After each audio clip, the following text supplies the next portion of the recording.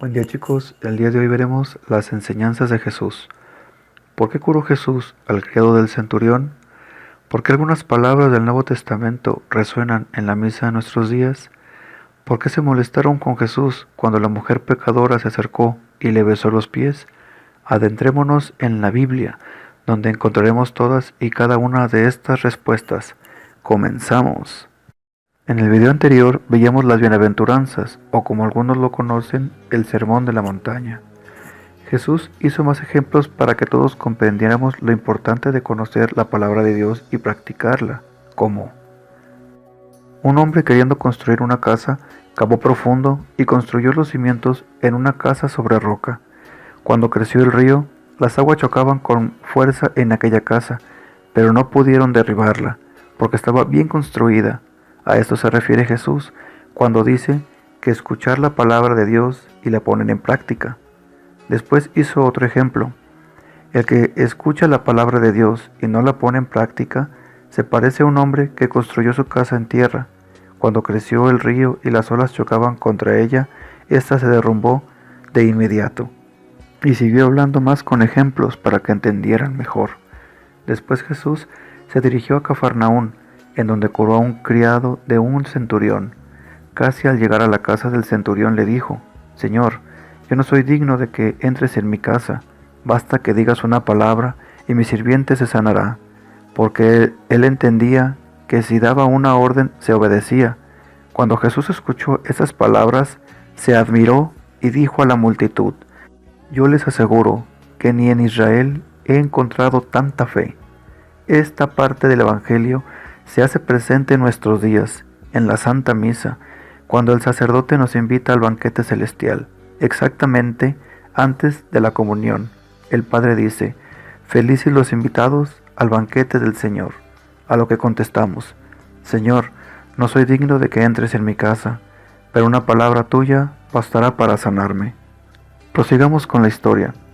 Sanó al criado porque vio su fe. El centurión se humilló ante Jesús y viendo el aprecio que le tenía a su criado, le dio su sanación. Después se dirigió a una ciudad llamada Naim. Al llegar a la ciudad, se encontró con una mujer y mucha gente del lugar la acompañaba, pues se dirigía a enterrar a su hijo. Jesús se conmovió de ella y resucitó al niño. Un fariseo invitó a comer a Jesús y entrando se sentó en la mesa. Una mujer pecadora que vivía en la ciudad, al enterarse que Jesús estaba en esa casa, fue rápido con un frasco de perfume muy costoso, y cuando se colocó detrás de él, se puso a llorar a sus pies y comenzó a lavarlos con sus lágrimas, los secaba con sus cabellos y los besaba. Después se ponía a perfumarlos. Nota: la mujer que se menciona en esta parte se llama María, una mujer que al ser perdonada por Jesús es una seguidora más, hermana de Marta y Lázaro, a quien resucitaría después más adelante. Un fariseo que lo veía pensó: si este hombre fuera profeta, sabría quién es esta mujer, insinuando que era pecadora. Jesús, que sabía lo que pensaban, le dijo a Simón: un prestamista tenía 2 deudores. Uno le debía 500 denarios y otro solo 50. Como no tenían con qué pagar, los perdonó. ¿A cuál de los dos amará más? Simón contestó: al que le perdonó más. Jesús contestó: es verdad. Entre los judíos era costumbre ofrecer agua para los pies a los invitados para refrescarlos después de un largo camino, a lo que Jesús dijo: entré en tu casa y tú no me derramaste agua sobre mis pies. Esta mujer los lavó con sus lágrimas, los secó con sus cabellos y los perfumó. Por eso te digo que todos los pecados que tiene le son perdonados. Jesús quiere el perdón para todos y busca que los demás comprendan esto. Vayamos un poco hacia atrás de la historia para recordar cómo también llevó la salvación a una mujer samaritana. Esta parte de la historia comienza así. Llegó Jesús a una ciudad de Samaria llamada Sicar. Ahí se encuentra el pozo de Jacob. Fatigado por el camino, se sienta a un lado del pozo. Era mediodía. Una mujer de Samaria fue a sacar agua del pozo Y Jesús le dijo: «Dame de beber». Esta es una forma en la cual Jesús invita al diálogo. Él de nosotros no necesita nada, pero nosotros de Él sí. Así, Él hace la invitación de convertirse. Por eso dice: «Yo te daré de beber de una agua la cual ya no tendrás sed». Veamos entonces.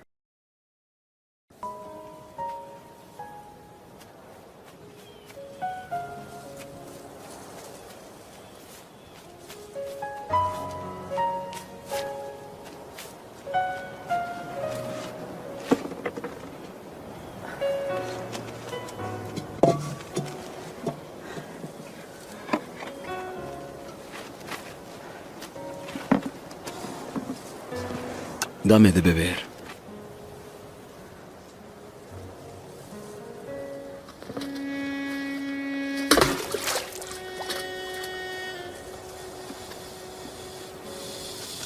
¿Cómo tú, siendo judío, me pides a mí de beber, que soy mujer de Samaria? Los judíos no tratan a los samaritanos. Si conocieses el don de Dios, ¿y quién es el que te dice, dame de beber? Tú le pedirías a Él, y Él te daría agua viva.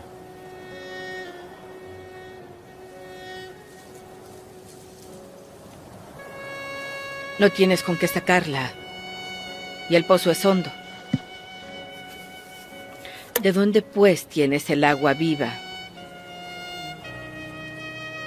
¿Eres mayor que nuestro padre Jacob, que nos dio este pozo, del cual bebieron él y sus hijos y sus ganados? Quien bebiere de esta agua volverá a tener sed. Mas el que bebiere del agua que yo le daré no tendrá sed jamás, sino que el agua que yo le daré será en él una fuente de agua que brote para vida eterna.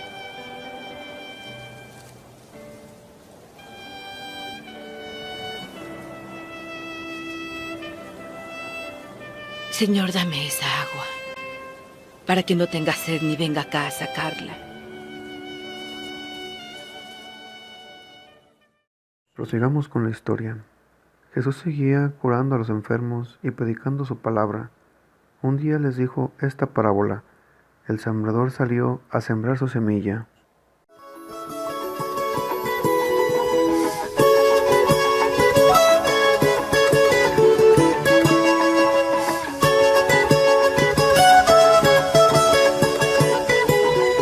Salió muy temprano un sembrador, tirando semillas en derredor.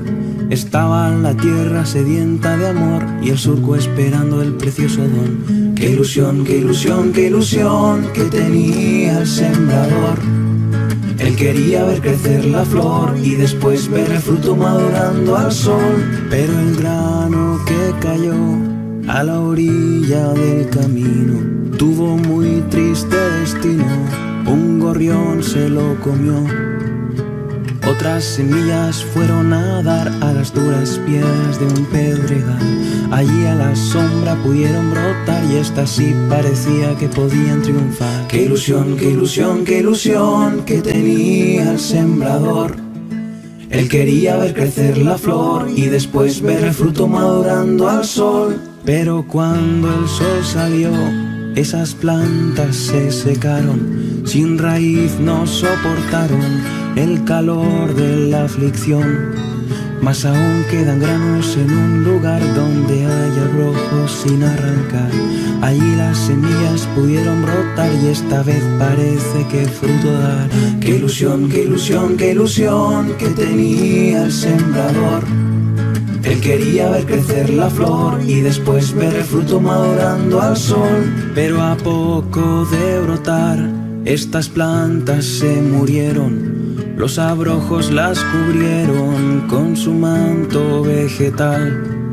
Cuando ya parecía que no había más semillas dispuestas a germinar, unas hojas verdes se vieron brotar en la tierra más fértil de aquel lugar. Qué ilusión, qué ilusión, qué ilusión que tenía el sembrador.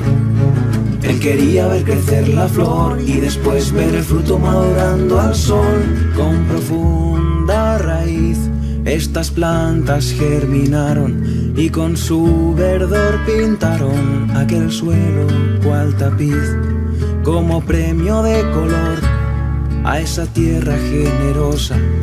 Surgen flores tan hermosas que deslumbra su esplendor.